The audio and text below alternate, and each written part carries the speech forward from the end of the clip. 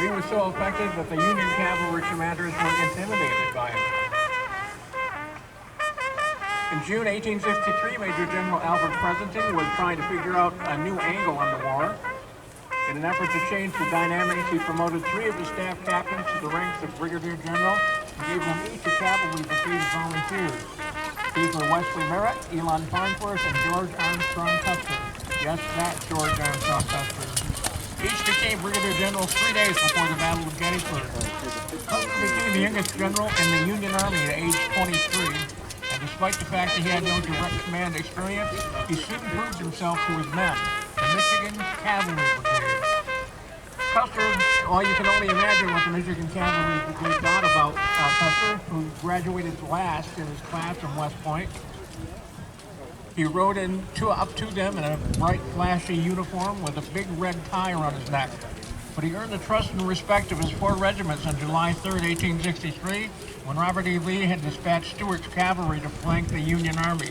Custer stopped Stuart, and after hours of charges and hand-to-hand combat at the East Cavalry Field, Custer led a mounted charge with the 1st Michigan Cavalry, breaking the Confederate assault.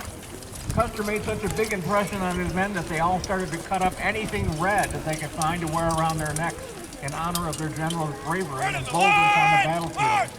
The red ties you see before you, each trooper has earned by proving themselves.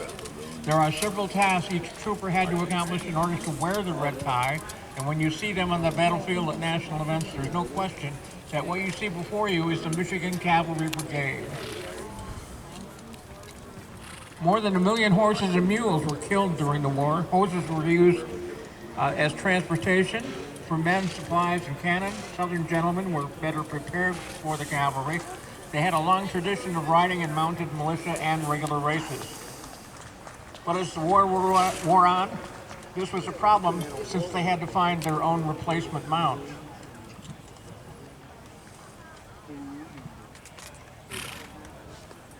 What you see before you is the Michigan Cavalry Brigade showing their guidons. There are 4 regiments that made up the Michigan Cavalry Brigade. Each one has a guidon to help troops know their position on the battlefield. First, there is the 1st Michigan Regimental Guidon. The 1st Michigan was mustered in Fort Wayne in Detroit in 1861. It was the largest and most experienced of the regiments. It was also the last regiment to come under the command of General Custer just prior to the Battle of Gettysburg. Next, there is the 5th Michigan Regimental Guidon. The 5th Michigan was mustered in 1862 in Detroit. They were designated as a mounted rifle brigade, and in their first year were not issued sabers. In late 1862, they were issued Spencer repeating carbines as well as a brace of pistols. Then there is the 6th Michigan Regimental Guidon. They were mustered in Grand Rapids in the fall of 1862. They usually fought in unison with the 5th Michigan. They were designated a saber regiment. And then there is the 7th Michigan Regimental Guidon. They were also mustered in Grand Rapids in January 1863, drawing soldiers mostly from the western side of Michigan. They were also the smallest of the Michigan regiments. We get into the company guidons. The regiments were broken down into companies. Each soldier would identify with their company. In many cases, these companies would be their local friends and family, having formed together in their community and then presented themselves to the military. The brigade guidon was Custer's headquarters guidon. This flag would indicate the headquarters. Soldiers, including both sides, would look for this flag to identify where their general might be. And last, we have the Libby. Elizabeth Custer designed and sewed this guidon for Custer just prior to the Battle of Falling Waters on July 14, 1863. It became Custer's personal battle guidon. Ladies and gentlemen, the Michigan Cavalry Brigade.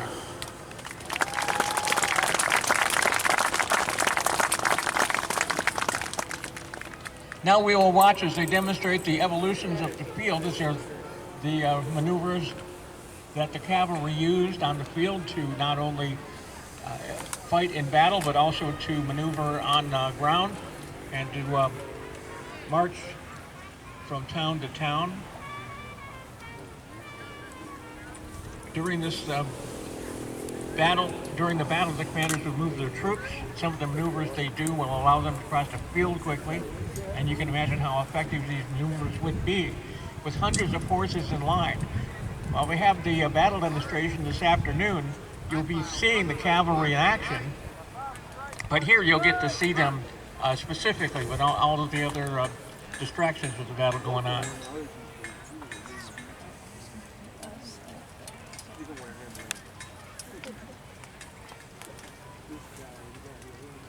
They were formed in a rank that's composed of men abreast, side by side to each other. Now they're doing into files, which is 2 or more men, one behind the other. They can go in single file like they are now. They can go in double file, or they can go in ranks of 4. Would you guys like to buy a program?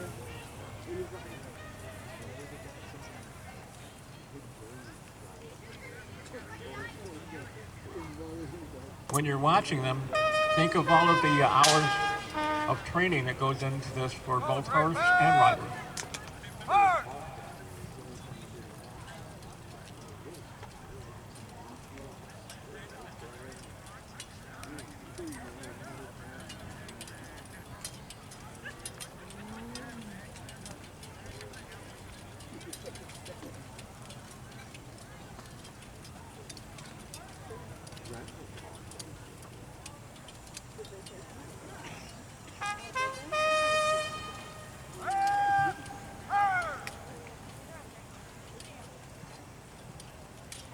As you guessed, as you heard the bugle is a designation for the commander to tell the troops which way to move, go forward, turn left, turn right. That's how the orders are done. And bugle is more easily heard over the sounds of battle than somebody yelling.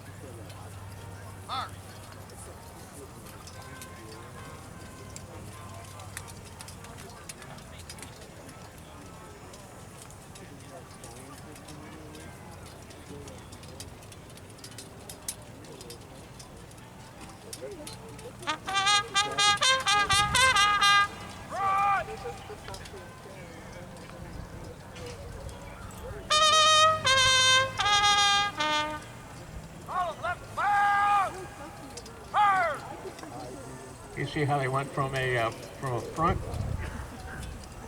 to make a turn in single file, and now they're doing a counter march back so they can move the other way.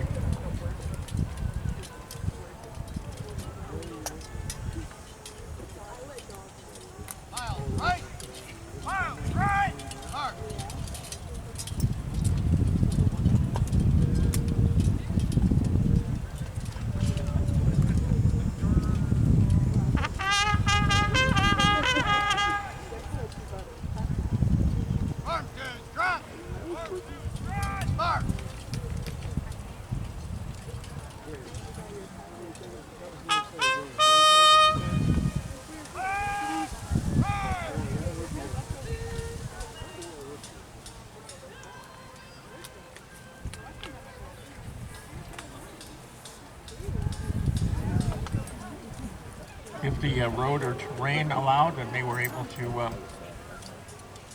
move in a column of 2s like this. This is a practice for doing that in the drill.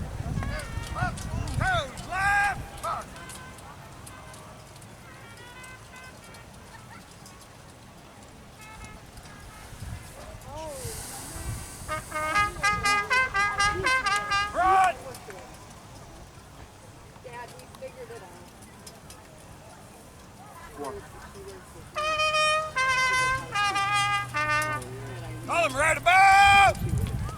Turn!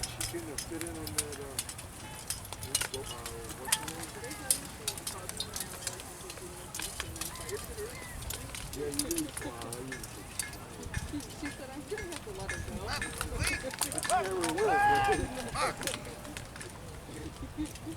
They're showing the bleak. Each rider individually moves about a 30-degree angle, left or right, while continuing to march forward. This is used to gain ground while marching toward a flank or to avoid obstacles.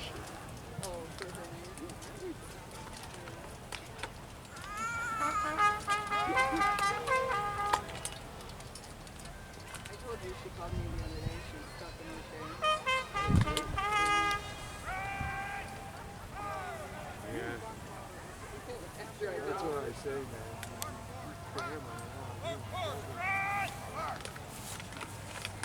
She told me last week we were talking with the workers when we're getting new help, but it was more of a volunteer. And she goes, well, I don't think we need it. And I said, well, me and my mom only can be here so much. She said, well, They're demonstrating Hollywood March, 4 abreast. Right, go black!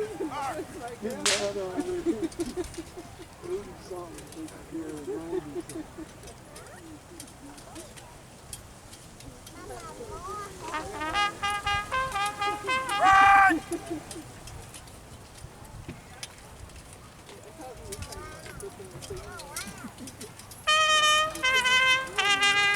Call him right about! Her!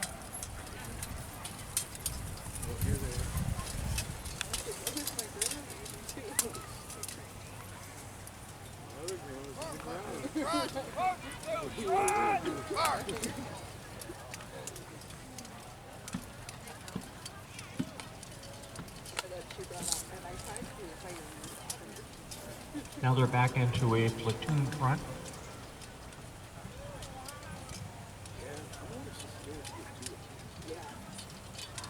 She's really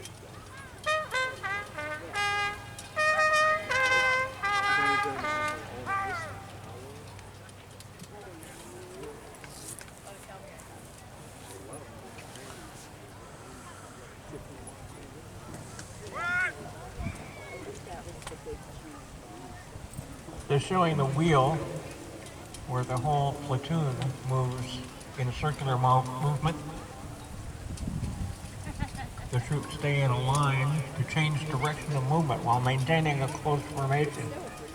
Can be used on the flank of an enemy formation or in preparation for a charge. Right about wheel! Forward!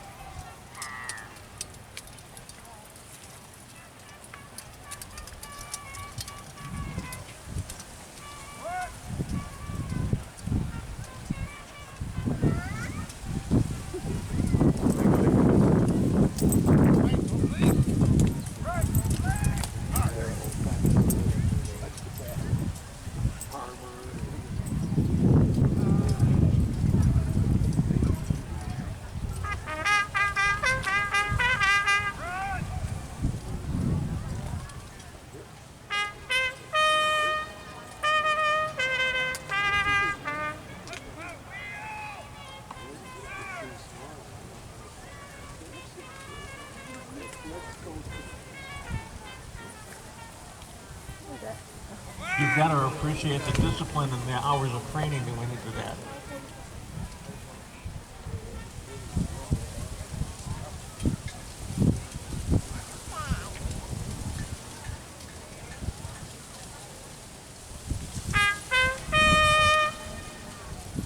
Left wheel! Forward! Forward!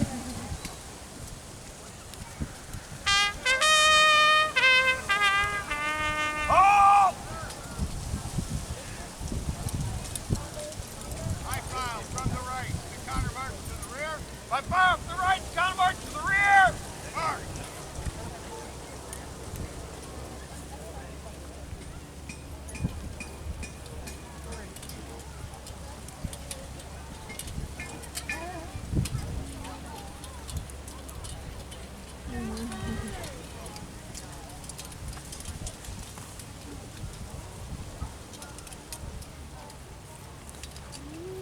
showing how they change position so they can make the platoon front facing you.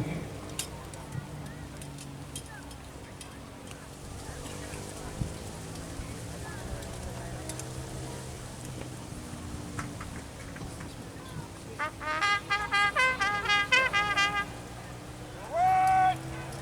March!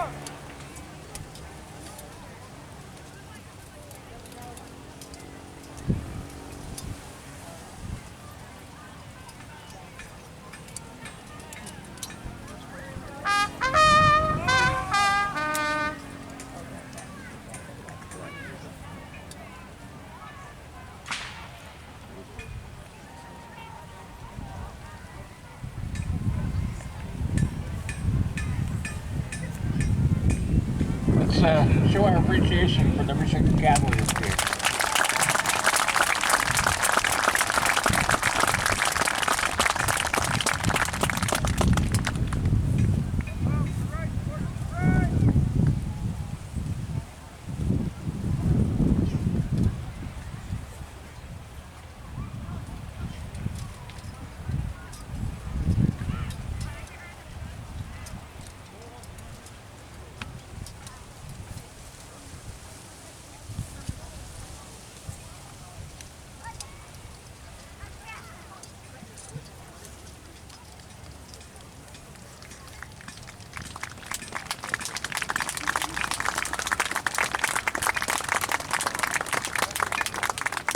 If you look on the middle of the battlefield, you'll see some objects set up. They're going to be running through a typical training course.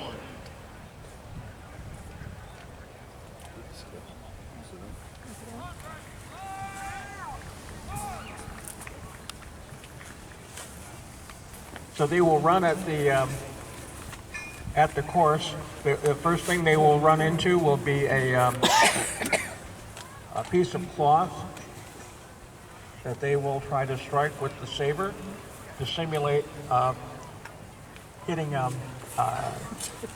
prone soldier on the ground. You'll see the white post in the middle of the battlefield.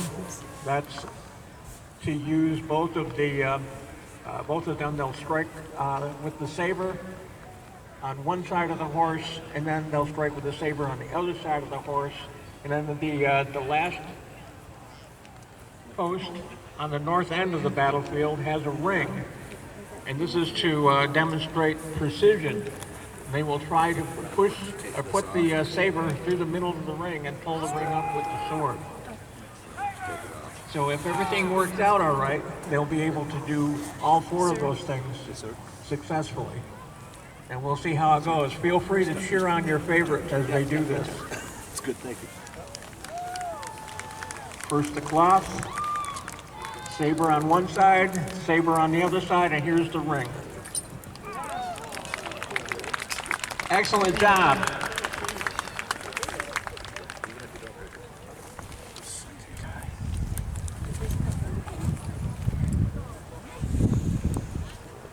Again, this is typical of the kind of training that the cavalry soldiers did during the Civil War.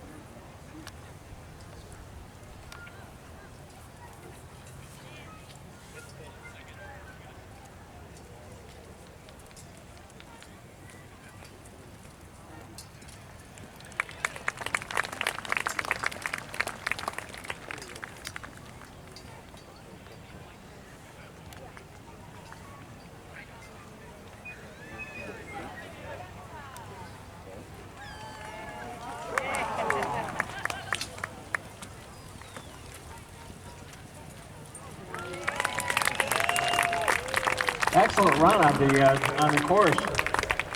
We'll get into the next part of the exercise, which is personally my favorite. This is the pistol course. Purpose of the course is to train the rider to control the horse and maintain a straight line while firing at targets.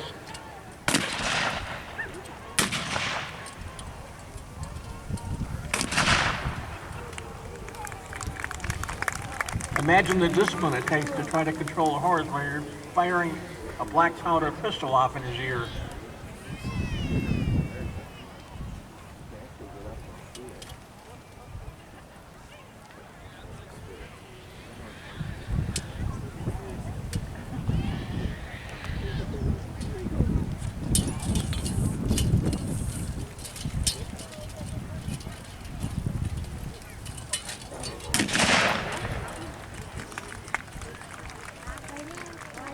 You can go ahead and applaud.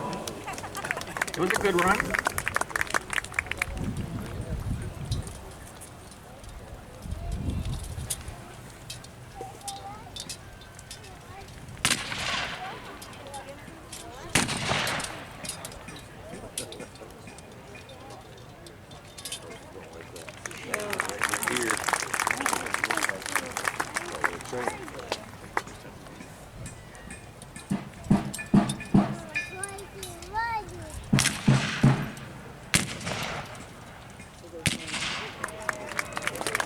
Yeah, we have tough balloons out there today. They don't like to be popped.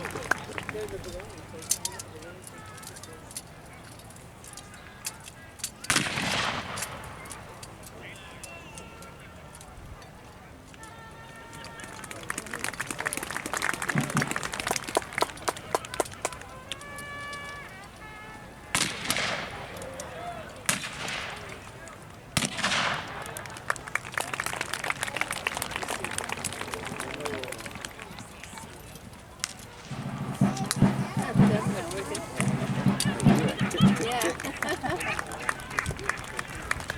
1860s weapons weren't always reliable.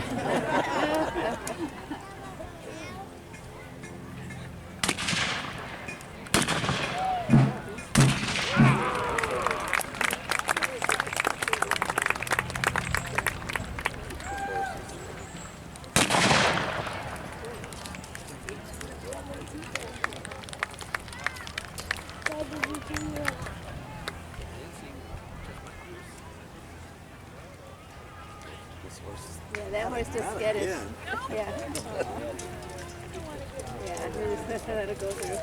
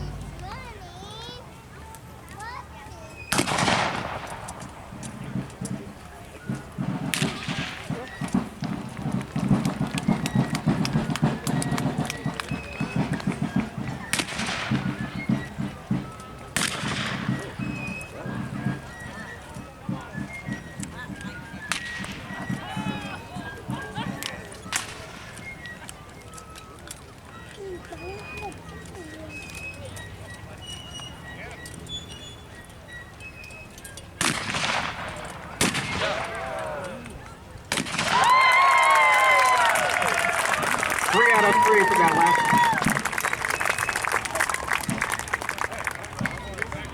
one. You can see it's not as easy as you might think it would be. Easy on Cavalry, maybe. You're not only having to control a horse, you're having to try to shoot and aim a pistol at the same time.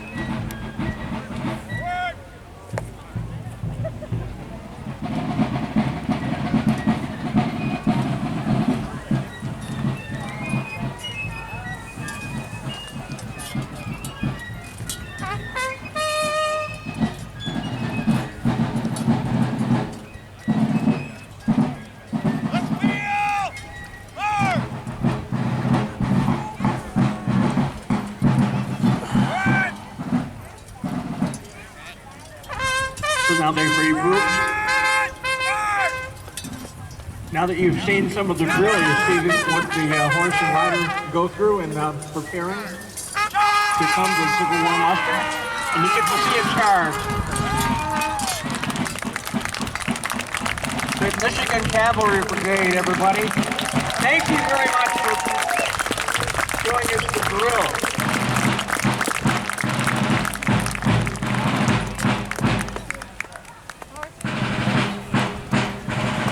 And you'll see most of those maneuvers that they showed you. Oh, they're at Present Arms. They're saluting you and thanking you for being here.